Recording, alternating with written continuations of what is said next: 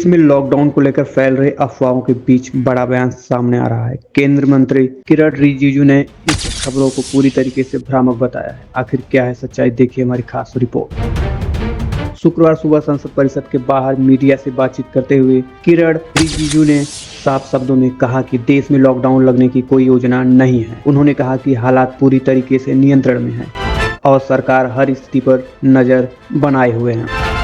रिजिजू ने जनता से अपील करते हुए कहा कि अफवाह पर ध्यान न दें और घबराने की बिल्कुल जरूरत नहीं है। उन्होंने यह भी स्पष्ट किया कि सरकार पूरी तरीके से सतर्क है और हर जरूरी कदम समय पर उठाए जा सकते हैं।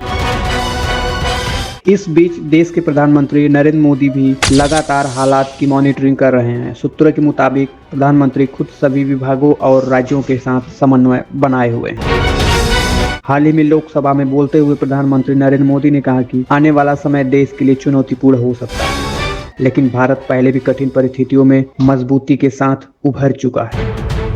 उन्होंने याद दिलाया कि कोरोना जैसी वैश्विक संकट में भी भारत ने एकजुट होकर दुनिया के सामने मिसाल पेश की थी। ऐसे में इस बार भी देश मिलकर हर चुनौती का सामना करेगा। प्रधानमंत्री राज्यों के सहयोग को बेहद जरूरी बताते हुए टीम इंडिया की भावना से काम करने पर जोर दिया। उन्होंने कहा कि केंद्र और राज्य सरकार को मिलकर काम करना होगा, तभी हर संकट का समाधान संभव हो पाएगा।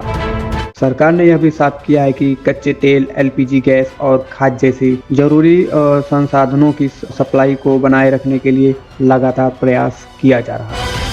वैश्विक परिस्थितियों, खास तौर पर युद्ध और सप्लाई चेन संकट का असर जरूर पड़ रहा है, लेकिन सरकार हर स्तर पर स्थिति को संभालने में जुटी है। लॉकडाउन की अफवाहों के बीच सरकार का यह बयान आम जनता के लिए राहत भरी खबर है। साफ है कि फिलहाल हालात नियंत्रण में है और घबराने की कोई जरूरत नहीं है। तो याद रखिए, अफवाहों से दूर रहें, सतर्क रहें और सिर्फ आधिकारिक जानकारी पर ही भरोसा करें।